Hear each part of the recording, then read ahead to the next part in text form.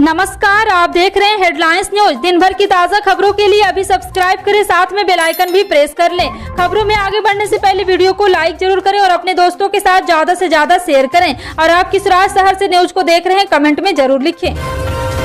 अग्निपथ योजना के विरोध में चल रहे प्रदर्शन के बीच सेना ने साझा प्रेस वार्ता कर इस योजना के बारे में विस्तार से जानकारी दी है। सैन्य मामलों के विभाग के अतिरिक्त सचिव लेफ्टिनेंट जनरल अनिल पुरी ने कहा है कि ये योजना काफी विचार विमर्श करके लाई गई है। 2 साल से इस योजना पर चर्चा चल रही थी। इस योजना का उद्देश्य युवाओं के जोश होश के बीच तालमेल बनाना है। उन्होंने कहा कि अग्निपथ योजना युवाओं के लिए फायदेमंद है। सभी अग्निवीरों को आम जवानों की तरह फायदे मिलेंगे। उन्होंने कहा है कि आज की तुलना में अग्निवीरों को ज्यादा अलाउंस और सुविधाएं मिलेगी। इसके अलावा सेना ने चेतावनी देते हुए कहा है कि अगर किसी भी युवा के खिलाफ FIR होती है तो उसे सेना में भर्ती होने का मौका नहीं दिया जाएगा।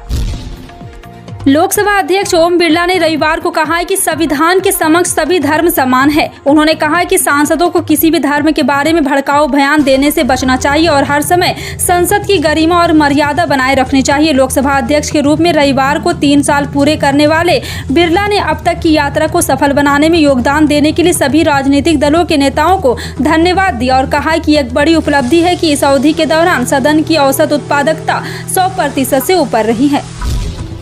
केंद्र सरकार की अग्निवीर योजना को लेकर पक्ष विपक्ष के बीच तकरार जारी है। अब कांग्रेस, आम आदमी पार्टी और शिवसेना ने रविवार को भारतीय जनता पार्टी के राष्ट्रीय महासचिव कैलाश विजयवर्गीय के उस बयान पर निशाना साधा जिसमें उन्होंने अग्निवीरों को भाजपा कार्यालय की सुरक्षा में तैनात करने की बात कही थी। आम आदमी पार्टी के संयोजक और दिल्ली के मुख्यमंत्री अरविंद केजरीवाल ने कहा है कि भाजपा के वरिष्ठ नेता ने देश के युवाओं और सेना के जवानों का अपमान किया है। दरअसल कैलाश विजयवर्गीय का एक वीडियो सोशल मीडिया पर वायरल हुआ। इस वीडियो में नजर आ रहा है कि भाजपा नेता पत्रकारों से कहते हैं कि अगर वो पार्टी कार्यालय से सुरक्षा बनाए रखना चाहते हैं तो अग्निवीरों को प्राथमिकता दी जाएगी।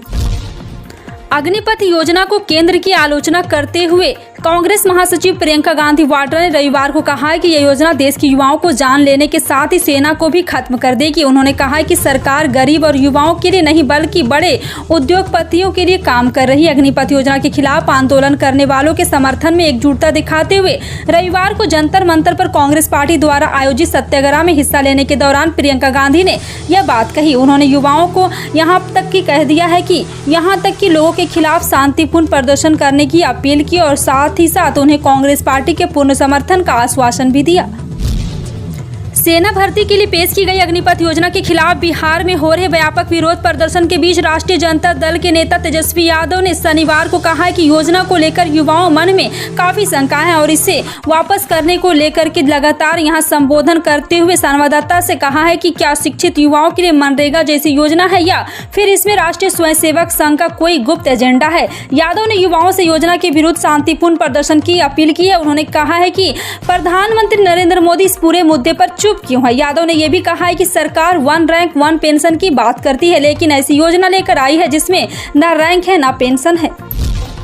कच्चे तेल की कीमतों में तेजी के बावजूद दाम नहीं बढ़ने की वजह से ईंधन की खुदरा बिक्री करने वाले निजी क्षेत्र के जियो BP और नायरा एनर्जी जैसे कंपनियों को डीजल की बिक्री पर प्रति लीटर 20 से 25 रुपये और पेट्रोल पर 14 से 18 रुपये का नुकसान हो रहा है। इन कंपनियों ने पेट्रोलियम मंत्रालय को इस बारे में चिट्ठी लिखी है और सरकार से एक बेहतर निवेश वातावरण बनाने के लिए कदम उठाने की मांग की है। Federation of Indian petroleum industry ने 10 जून को पेट्रोलियम मंत्रालय को लिखे पत्र में कहा है कि पेट्रोल और डीजल की बिक्री पर नुकसान से खुदरा कारोबार में निवेश सिमट जाएगा।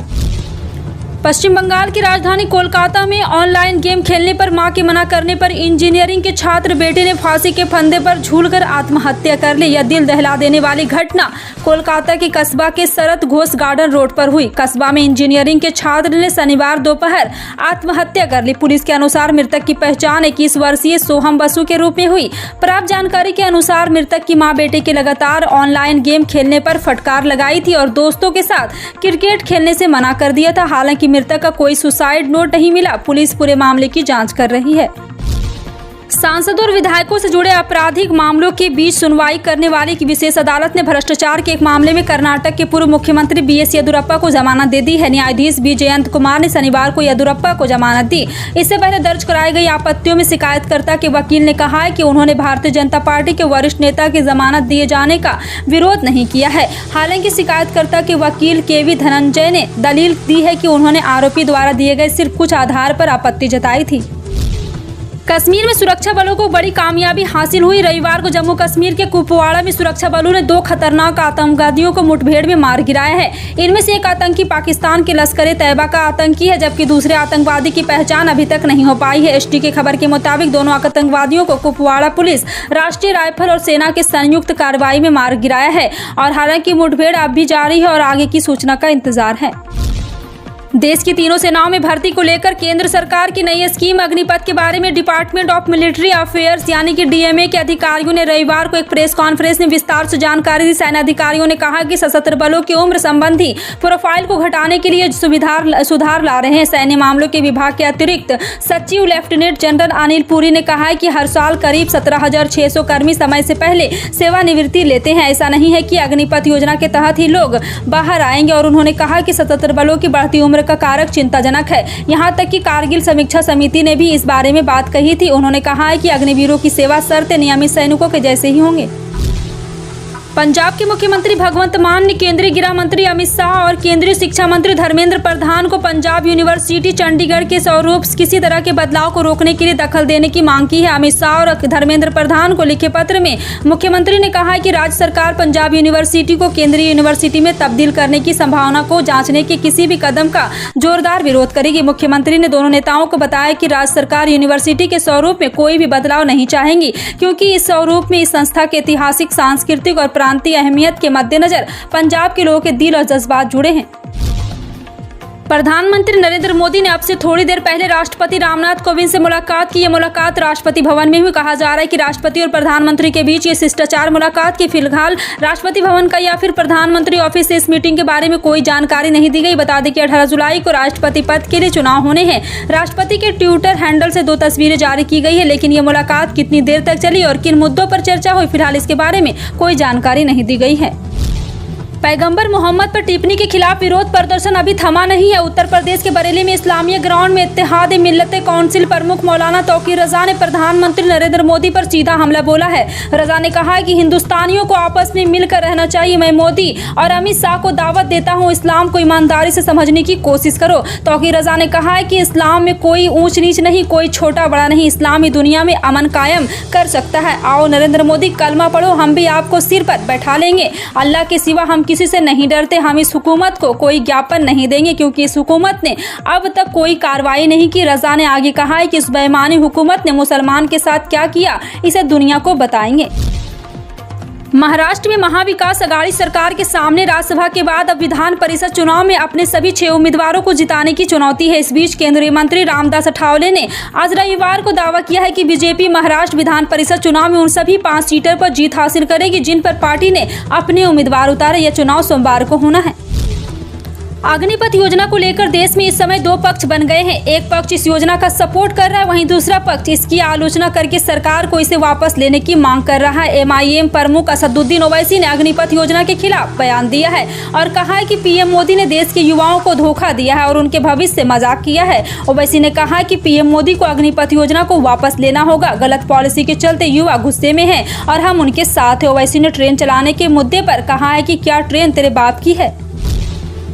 रोजाना सोने की दरें लगातार बढ़ घट रही है। आपको बता दें कि 19 जून को देश में सोने के भाव में गिरावट दर्ज की गई है। देश में 22 कैरेट 10 ग्राम सोने का भाव 47,650 है।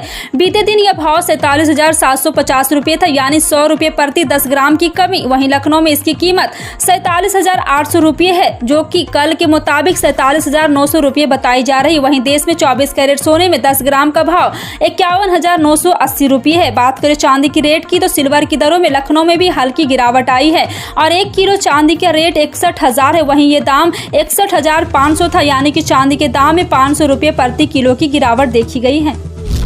देश भर में मानसूनी वर्षा का दौर जारी है। दिल्ली से लेकर समूचे उत्तर भारत, पूर्वोत्तर समेत पश्चिमी इलाकों में भी मानसून सक्रिय है। भारत मौसम विज्ञान विभाग के पूर्वानुमान पर गौर करें तो अगले कुछ दिनों तक बिहार, झारखंड, उत्तर प्रदेश, मध्य प्रदेश, छत्तीसगढ़ के अलावा पश्चिम बंगाल और ओडिशा के कई इलाकों में बरसात हो सकती है। राष्ट्रीय मौसम पूर्वानुमान केंद्र के ताजा बुलेटिन के मुताबिक अगले 2 दिन पश्चिम बंगाल, झारखंड और बिहार समेत देश के कई इलाकों में भारी और छिटपुट वर्षा होने की संभावना भी जताई जा रही है। बंगाल की खाड़ी से उठने वाली दक्षिणी पश्चिमी हवाओं के कारण पूर्वोत्तर के प्रदेशों में जहां जबरदस्त बारिश होगी, वहीं बिहार और झारखंड में जबरदस्त बारिश होने की संभावना जताई जा रही है। इन सभी खबरों पर क्या कहना है कमेंट सेक्शन में टाइप करके जरूर बताएं। इसी तरह की पल पल की अपडेट जानने के लिए जुड़े रहें आप अपने हेडलाइंस न्यूज के साथ। मिलते हैं अगली बड़ी खबर में, तब तक के लिए जय हिंद।